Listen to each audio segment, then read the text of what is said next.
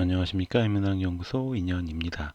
이번 시간에는 세계의 미스터리 쉬운 5번째, AI는 600년 동안 풀리지 않은 비밀을 풀 수 있을까? 라는 제목으로 이야기를 해보려고 합니다.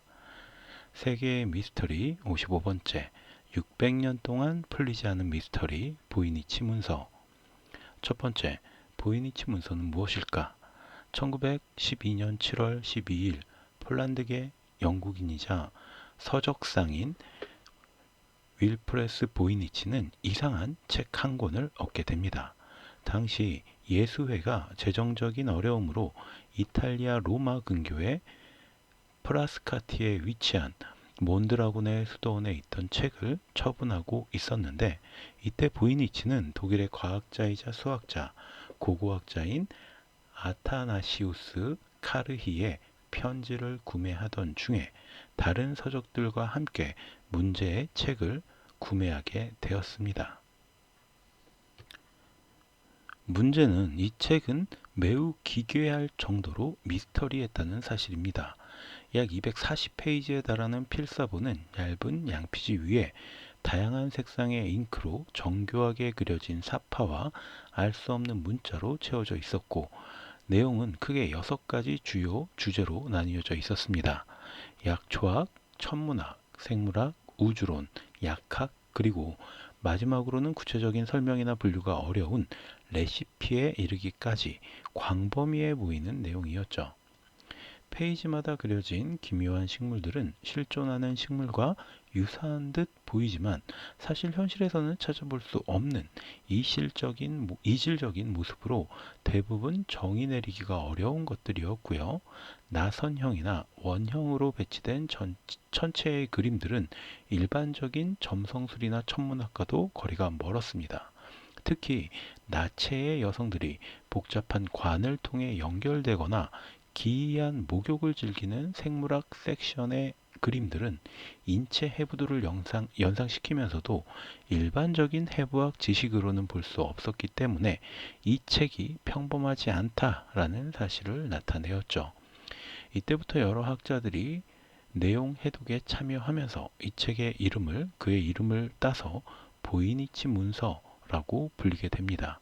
하지만 필사본에 사용된 문자는 현재까지 알려진 그 어떤 자연어는 물론이고 인위적인 암호 체계와도 부합하지 않아서 전문가들을 더욱 당황스럽게 만들었고요.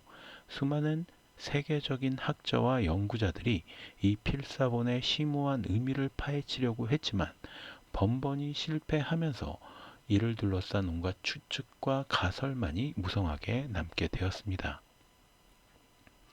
보이니치가 죽은 뒤에 문서는 친구인 앤 닐에게 넘겨졌고, 앤 닐은 다시 다른 서적상인 헨스 크로스에게 책을 팝니다. 크로스는 1969년 책을 예일대학교에 기증해서 지금까지 예일대학교 바이니키 고문서 도서관에 보관 중에 있습니다.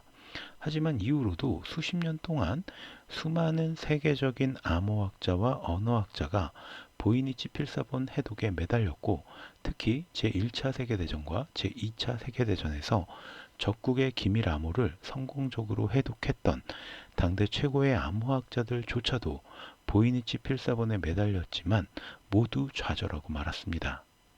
덕분에 초기에는 그저 무작위적인 문자들의 나열, 즉 의미 없는 기호들의 집합일 것이라는 추측도 있었지만, 실제 자연어에서 나타나는 단어 길이의 분포, 문자의 반복 패턴, 특정 문자나 음절의 출현 빈도, 그리고 심지어는 문단 구조와 비슷한 흐름까지 감지가 되었기 때문에 이런 주장은 금세 힘을 잃어버렸죠.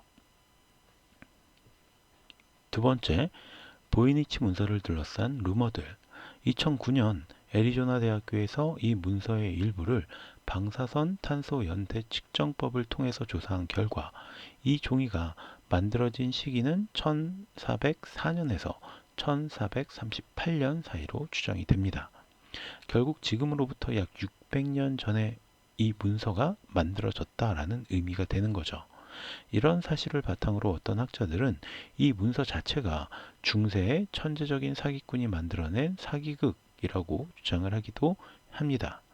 16세기를 대표하는 영국의 연금술사 존 디나, 에드워드 켈리와 같은 인물들이 개입하여 만들어낸 일종의 마법적, 연금술적 가짜 문서라는 것이었죠. 또 다른 주장은 지구가 아닌 다른 우주의 외계 생명체가 만들어낸 문서라는 것이었습니다. 지구에 존재하는 문자와 비슷하지만 전혀 해독이 불가능하다는 점이나 마찬가지로 지구에 존재하는 생명체와 비슷하면서도 다른 모습을 지닌 여러 가지 그림들을 통해서 지구와 유사한 다른 행성에서 온 외계인이 작성한 문서라고 주장한 거죠. 물론 가장 근거 없는 주장이긴 하지만 그만큼 이 문서가 기존의 틀로는 설명 불가능한 영역에 있었다라는 것을 의미하기도 합니다. 또한 첫 번째 주장과 비슷하게 중세의 연금술사들이 작성했지만 사기극이 아니라 자신들만 이해할 수 있는 암호문을 통해서 제작했다라는 주장도 있었습니다. 당시 유럽에서는 지식의 독점과 외부로부터의 보호가 중요했기 때문에 이처럼 암호화된 문서가 필요했을 것이다 라는 것이죠. 특히 필사본 내의 식물 그림 중 일부는 15세기 유럽에서는 발견되지 않았던 아메리카 대륙의 식물과 유사하다라는 주장이 제기되면서 문서가 지닌 미스터리에 대한 논란을 더욱 복잡하게 만들기도 했습니다. 어떤 이들은 반지의 제왕을 쓴 작가 존 로널드 루엘 톨킨이 그랬던 것처럼 누군가가 자신의 소설상에 존재하는 가상의 언어로 만든 일종의 설정집이다라는 주장도 있었습니다. 즉 작가가 창조한 가상의 세계의 언어로 가상 세계에 등장하는 여러 존재들을 스케치했다라는 거죠. 이 경우 오직 누군지 모를 그 작가 본인이 아니면 이 문서를 해독하는 자체가 의미 없는 일일 수도 있지만 아무리 작가의 상상력으로 창작이 되었다고 하더라도 수백 년이 흐르는 동안 누구도 해독의 실마리조차 잡지 못했다라는 점은 의문으로 남게 됩니다. 세 번째, AI는 보이니치 문서를 해독할 수 있을까?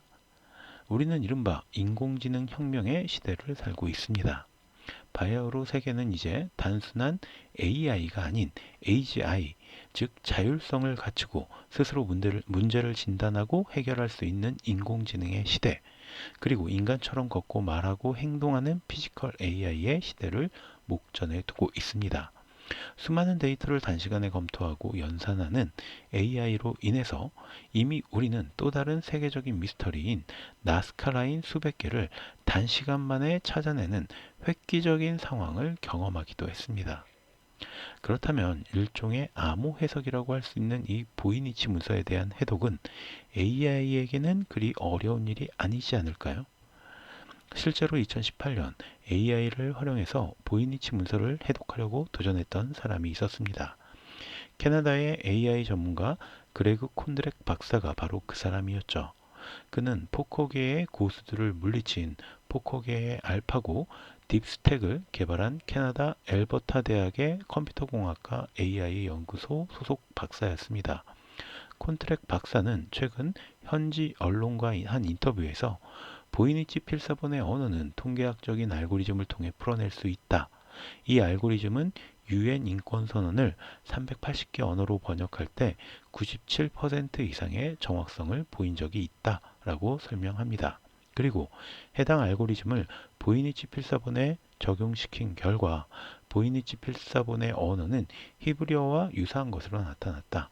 모음은 삭제되었고 농부, 빛, 공기, 불과 같은 단어들이 포함되어 있는 것으로 보인다 라고 덧붙였습니다. 그는 보이니치 필사본의 일부가 여성의 건강과 관련된 내용을 담고 있는 것으로 추정했고요. 또 히브리어에 대해 매우 잘 알고 있고 동시에 역사가인 사람이라면 보이니치 필사본을 해독할 만한 단서를 찾아내기에 유리할 것이다 라고 예측하기도 했습니다. 하지만 여기에 대한 반박 역시 만만치 않습니다. 우선 콘드렉은 세계 380개의 언어 중에 세계 인권선언의 히브리어와 보이니치 문서의 문자가 가장 유사성을 보였다라고 했으나 세계 인권선언은 1948년에 발표된 것으로 15세기에 작성된 것으로 보이는 보이니치 문서의 히브리어와는 당연히 많이 차이가 날 수밖에 없죠. 따라서 현대 히브리어와 유사성을 갖는다는 것은 큰 의미가 없다라는 겁니다. 게다가 콘드렉은 이 문서의 경우 자모가 임의대로 뒤바뀌어 있으며 모음이 제외되었을 가능성이 제일 높다라고 주장했죠. 즉, 보이니치 문서가 히브리어와 에너그램으로 작성이 되어 있다라는 것인데, 이는 결국 이 문서가 히브리어와 유사한 어떤 언어로 문자의 순서를 바꾸어 다른 단어나 문장을 만든 것이라는 큰 의미 없는 발견이라고 할 수가 있습니다. 물론 당시로부터 또 8년 정도의 시간이 지났기 때문에 그동안 AI 역시 비약적인 발전을 이루었습니다. 따라서 보이니치 문서에 대한 해독 작업 역시 그때와는 또 다른 단계에 이르렀겠죠. 다만 2026년 현재 확인된 AI와 보이니치 문서에 관한 최신 뉴스는 2018년께 끝이었어요. 그렇지만 개인적으로는 새롭게 도약한 AI를 통해서 보이니치 문서가 지닌 미스터리가 곧 우리 앞에 그 진실을 드러내지 않을까라고 생각을 합니다. 그래서 대체 누가, 어떻게, 왜 이 문서를 작성했으며 무엇 때문에 이렇게 복잡한 기호와 알 수 없는 이미지를 남긴 것인지 확인해보고 싶습니다. 보이니치 문서가 600년 동안 간직했던 비밀은 과연 무엇이었을까요? 자, 그럼 오늘 이야기는 여기서 모두 마치도록 하고 저는 다음 시간에 또 다른 컨텐츠로 찾아뵙도록 하겠습니다. 오늘 제가 들려드린 이야기가 여러분의 흥미와 호기심을 조금이라도 만족시켜 드렸다면 구독과 좋아요 또 부탁드리겠습니다. 감사합니다.